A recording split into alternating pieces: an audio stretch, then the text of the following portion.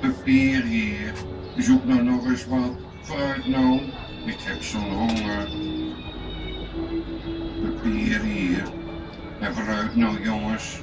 Fruit, ik vind het zo lekker jongens. Vooruit nou. Papier hier. En vooruit nou jongens. Fruit, ik vind het zo lekker jongens. Vooruit nou. Papier hier. En schiet nou op. En vooruit, ik heb zo'n honger. Papier hier. Zoek nou nog eens wat. Fruit nou. Ik heb zo'n honger.